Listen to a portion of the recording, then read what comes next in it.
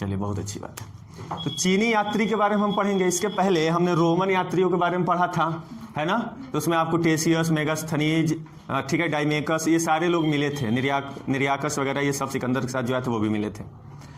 अब इन्होंने जितना विवरण दिया था, ध्यान से एकदम यहाँ पे ध्यान दीजिए, कॉपी किताब पलटना छोड़ दीजिए। अब सुनिए, इन्होंने जितना विवरण दिया था तो उन विवरणों से हमें भारत के इतिहास के संबंध में जानकारी मिलती है ना। अब कहता है कि उसी तरह से जैसे रोमन यात्री भारत आए थे, उसी तरह से चीनी यात्री भी भारत आए थे, ठीक है। और चीनी यात्री भी आए थे, अरबी यात्री भी आए थे, बहुत सारे यात्री थे जो भारत उस समय आते रहे। और जब चीनी यात्री भारत आए तो ये चीनी यात्री भारत के संबंध में क्या क्या बताए, ठीक है। तो इन यात्रियों का नाम बहुत महत्वपूर्ण है। ये जो चीनी यात्री हैं ये बहुत ही महत्वपूर्ण है। क्यों? क्योंकि इनके द्वारा जो दिया गया विवरण है वो अधिक प्रामाणिक माना जाता है। जो चीनी यात्री भारत आए और इन्होंने जो विवरण दिया है वह विवरण क्यों महत्वपूर्ण है? क्योंकि उनका विवरण बहुत अधिक प्रामाणिक है। क्या है बाबू?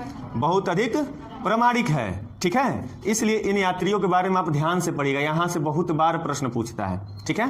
तो चलिए, पहला जो आपका चीनी यात्री आता है, ये सीक्वेंस भी याद कीजिएगा कि किसके बाद कौन आया है। ये पीसीएस में और यूपीएससी में इस तरह के प्रश्न बन चुके हैं। कहता है कि चीनी यात्रियों का नाम दे देगा, चार यात्री आए थे चीनी यात्री, और उनका सीक्वेंस पूछ दिया था कि किसके बाद कौन आया था। तो आपको ये भी याद रखना है कि किसके बाद कौन आया था। तो मैं सीक्वेंस से पढ़ा रहा हूं, उसी क्रम में आप याद रखिएगा किसके बाद कौन आया था। तो पहला जो आया था फाहियान, नाम सुने हैं?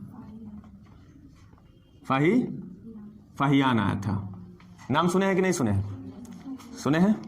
नहीं सुने हैं। कहाँ थे आप लोग जब ये आया था? तो नहीं सुने। चलिए, नहीं सुने तो कोई बात नहीं। अब देखिए, फाहियान जो था, यहाँ से प्रश्न पूछता, पहला चीनी यात्री है जो भारत के भ्रमण पे आया था, भारत भ्रमण करने आया था, और पूछता है यहाँ से पहला प्रश्न जो बहुत ही महत्वपूर्ण है। कहता है कि चीनी यात्री जो फाहियान था वो किसके दरबार में आया था। तो आप याद रखिएगा, चंद्रगुप्त द्वितीय। क्या नाम याद रखना है? चंद्रगुप्त द्वितीय। तो इसका पहला पॉइंट आप यही याद रखिएगा, जो फाहियान था वो चंद्रगुप्त द्वितीय के दरबार में आया था। चंद्रगुप्त द्वितीय के दरबार में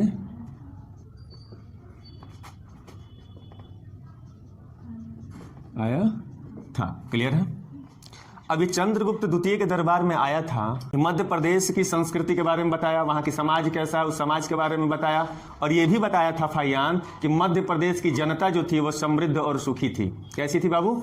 समृद्ध और सुखी थी। यहाँ से ये लाइन पूछ दिया था कि किसने बताया था कि मध्य प्रदेश की जनता सुखी और समृद्ध थी। तो आपको याद रखना पड़ेगा कि फाहियान ने बताया था कि मध्य प्रदेश की जनता कौन सी थी, क्या थी?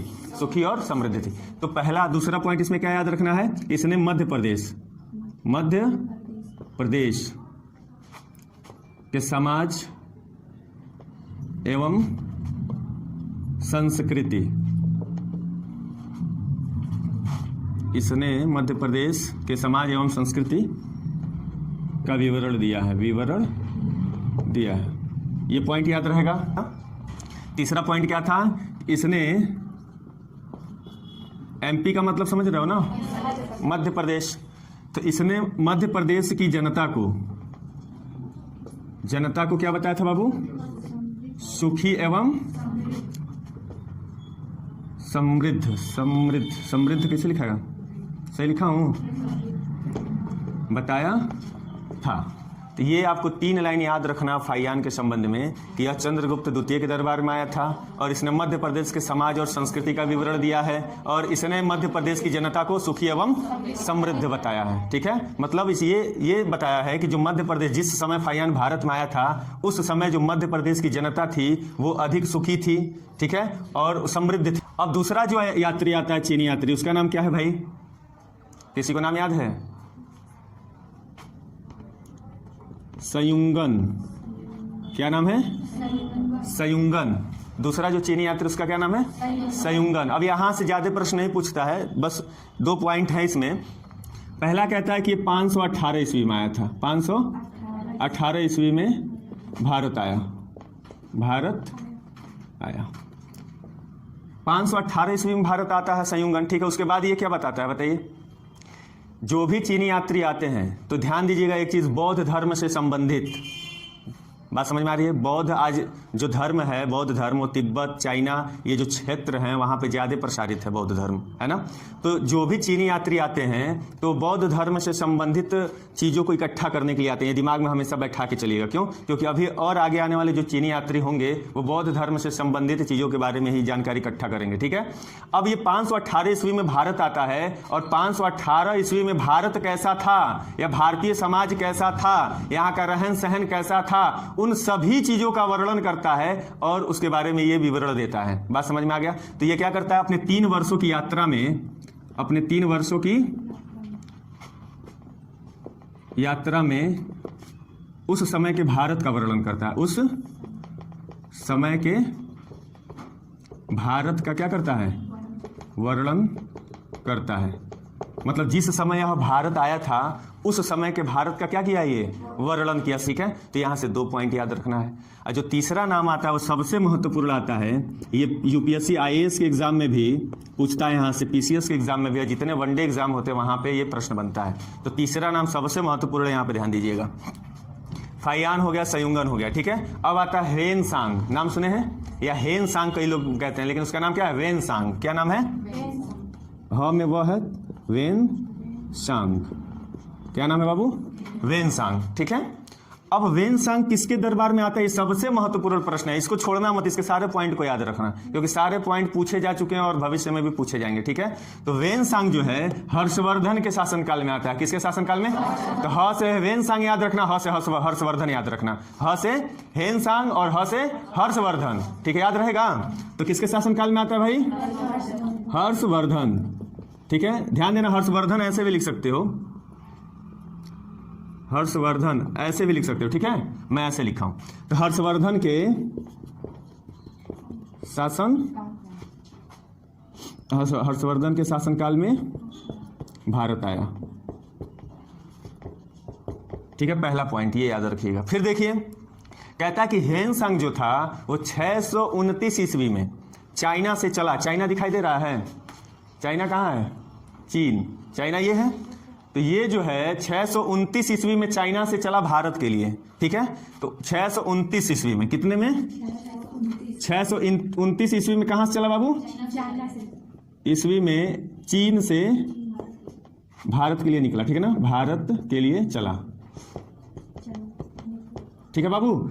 और 629 ईस्वी में चाइना से निकला और 630 में भारत पहुंचा। मतलब टोटल 1 वर्ष की यात्रा किया इसने, ठीक है। 629 में चाइना से निकला और 630 में भारत पहुंचा। तो यहां से सबसे महत्वपूर्ण प्रश्न बनता है, कहता है कि 630 में ह्वेनसांग भारत के किस राज्य में पहुंचा था? सबसे महत्वपूर्ण है। तो उस राज्य का नाम था कपिसा। क्या नाम था? कपिसा। तो 630 ईस्वी में कहां पहुंचा था वो? कपिसा पहुंचा था। तो ये लाइन याद रखिएगा। तो 629 ईस्वी में चीन से भारत के लिए चला और क्या हुआ? 630 में भारत के राज्य कपिसा पहुंचा। कहां पहुंचा बाबू? कपिसा। ये लाइन इंपॉर्टेंट, ये पीसीएस में भी पूछा जा चुका है, याद रखिएगा। कपिसा पहुंचा था, कपिसा पहुंचा। और भारत में कब तक रहा? लगभग 15 वर्षों तक रहा, मतलब 645 ईस्वी तक रहा। तो भारत में कब तक रहा भाई? भारत में लगभग 15 वर्षों तक, मतलब ब्रैकेट में 645 ईस्वी तक रहा, ठीक है। ये 15 वर्ष क्यों लिखवा रहा हूं? क्योंकि ये भी प्रश्न पूछा गया है। ये भी प्रश्न पूछा गया आपसे कि ह्वेनसांग भारत में लगभग कितने वर्षों तक रहा, तो क्या बताओगे? तो ह्वेनसांग लगभग भारत में 15 वर्षों तक रहा। क्लियर है? याद रहेगा। तो तीसरा आपका ये जो तीसरा पॉइंट है आपको याद रखना है कि 629 में चीन से निकला भारत के लिए और 1 वर्ष तक यात्रा किया और 630 में भारत के कपिसा पहुंचा, ठीक है। और भारत में 645 ईस्वी तक रहा, मतलब टोटल लगभग 15 वर्षों तक भारत में रहा। क्लियर हो गई बात? तो तीसरा पॉइंट याद रहेगा। अब आइए चौथा प्रश्न आपसे पूछा गया है पीसीएस में, पूछता है, कहता है कि जो ह्वेनसांग था वो भारत क्यों आया था? आने का रीजन भी तो होगा। यह भारत क्यों आया था? तो 2 कारणों से यह भारत आया था। पहला, उस समय हमारे देश में एक विश्वविद्यालय था जिस विश्वविद्यालय का नाम था नालंदा विश्वविद्यालय। उस विश्वविद्यालय का क्या नाम था? नालंदा विश्वविद्यालय। आपके बिहार में है। कहां पे? बिहार में है ना? बिहार में है ना, कौन बिहार से है, कोई है बिहार से? तो नालंदा में ही है ना, नालंदा विश्वविद्यालय।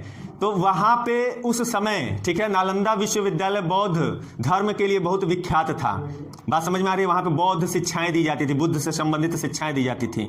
तो इसका दो कारण था आने का। पहला कारण था कि यह नालंदा विश्वविद्यालय में ज्ञानार्जन करने आया था, मतलब पढ़ने आया था। पहला कारण क्या याद रखिएगा, यह नालंदा विश्वविद्यालय में अध्ययन करने आया था, पढ़ने आया था। क्लियर है? और दूसरा कारण क्या था? दूसरा कारण था कि यह बौद्ध धर्म से संबंधित ग्रंथों को एकत्रित करके चाइना ले जाने के लिए आया था।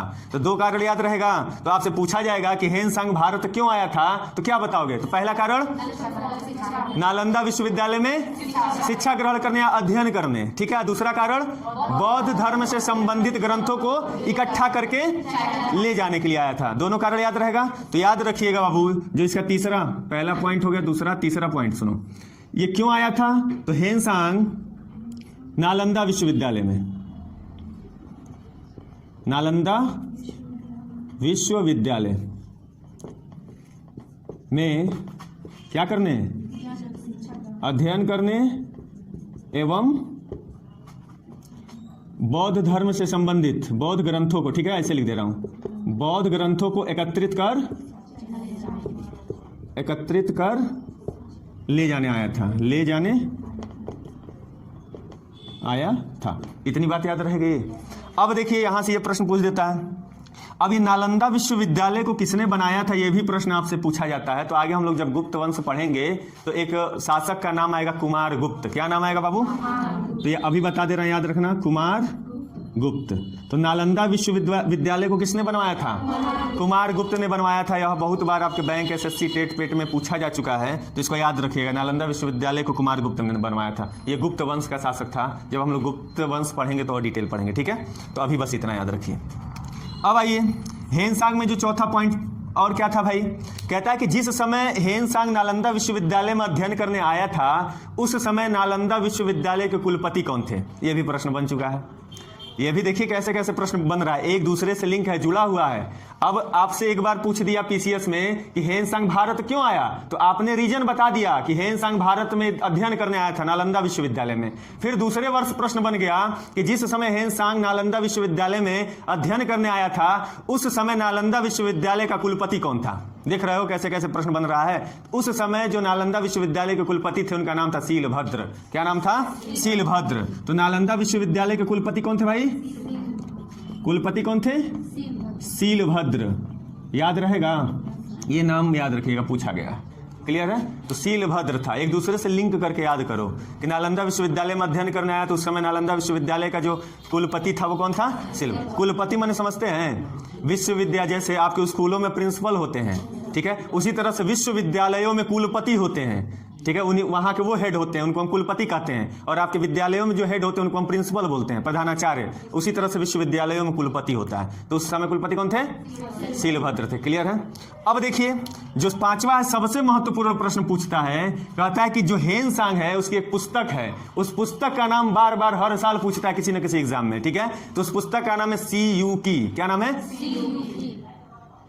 तुम लोग चाइनीज बुलवा रहा हूं, क्या नाम है? तो इसका जो वृत्तांत है, यात्रा वृत्तांत, वो सीयूकी नामक पुस्तक में विवरण उसका मिलता है। तो इसका यात्रा वृत्तांत का नाम ही है सीयूकी नाम से मिलता है, ठीक है। तो इसका यात्रा वृत्तांत किससे मिलता है बाबू? यात्रा, हाँ, सीयूकी नाम से मिलता है। और इसमें बाबू 138 देशों का विवरण दिया है इसने, 138 देशों का विवरण दिया है। यहां से प्रश्न बना है। सबसे महत्वपूर्ण है सीयूकी। क्या नाम है इसका? सीयूकी। आपसे पूछता है कि हेनसांग के यात्रा वृत्तांत का क्या नाम है? तो सीयूकी। और इसमें कितने देशों का विवरण दिया गया है? 138 देशों का, ठीक है। अब देखिए ये बहुत ही महत्वपूर्ण है, याद रखिएगा।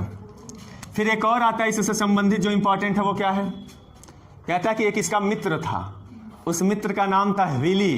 क्या नाम था? ह्वीली। बोलो।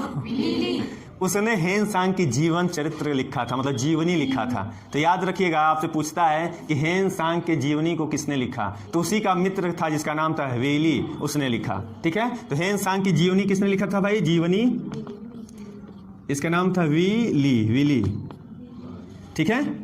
इसने जियोनी लिखा था। ये कौन था? हेनसांग का मित्र था। याद रहेगा? क्लियर है? समझ में आ रहा है? चलिए अब देखिए ध्यान से, एक और देखो, एक और प्रश्न आता है यहाँ से, 7वां देख लो।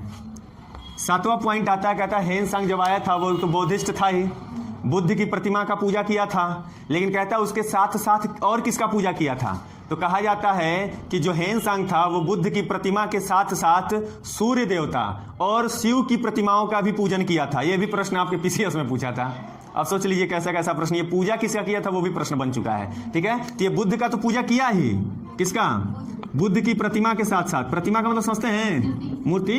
प्रतिमा के साथ साथ सूर्य एवं शिव की प्रतिमा का भी पूजा किया था या पूजन किया था। ठीक है, यहां से भी पीसीएस में प्रश्न बन चुका है। तो याद रखिएगा 3 देवताओं का नाम, एक बुद्ध का, एक सूर्य का और एक शिव का, मतलब हेनसांग इन तीनों का पूजा किया था। ठीक है, फिर एक और आता है 8वां पॉइंट, इसमें याद रखना, इन्होंने जो हेनसांग था वो सिंध, पूछा गया था कि हेनसांग के अनुसार सिंध का राजा कौन था, ये भी बना है प्रश्न। ठीक है, तो हेनसांग के अनुसार जो सिंध प्रांत था उस समय, तो उस समय सिंध का राजा कौन था? तो हेनसांग बताया था शूद्र था, कोई शूद्र था। कि इसके अनुसार सिंध का राजा कौन था भाई? राजा शूद्र था।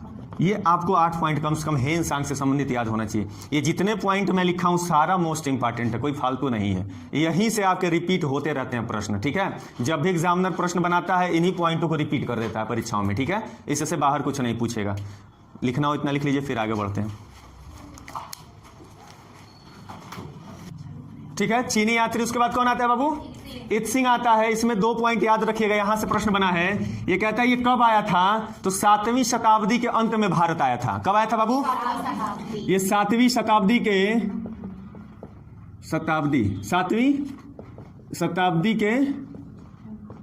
अंत में भारत आया था। ठीक है, दूसरा पॉइंट इसमें क्या याद रखना है, इसने क्या बताया था? तो नालंदा विश्वविद्यालय और विक्रमशिला विश्वविद्यालय, 2 नाम आता है। एक नाम आता है नालंदा विश्वविद्यालय, एक का नाम आता है विक्रमशिला विश्वविद्यालय, और उस समय के भारत का वर्णन किया है। ठीक है, 2 चीजें याद रखिएगा। पहला, नालंदा विश्वविद्यालय, लिख लो, साथ साथ लिखते चलो, नालंदा विश्वविद्यालय एवं विक्रमशिला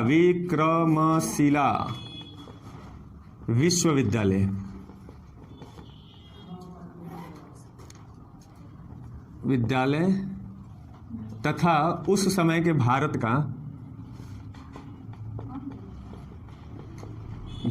का वर्णन किया है। ये लिख लीजिए।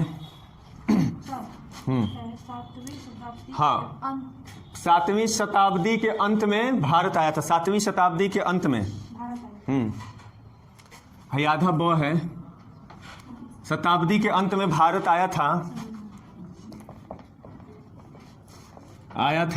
दूसरा पॉइंट लिखना, नालंदा विश्वविद्यालय एवं विक्रमशिला विश्वविद्यालय तथा उस समय के भारत का वर्णन किया है, या उस समय के भारतीय समाज का वर्णन किया है।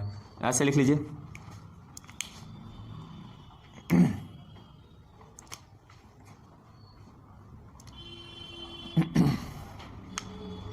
देखो यहां पे 2 विश्वविद्यालय आ चुके। एक आ चुका आपका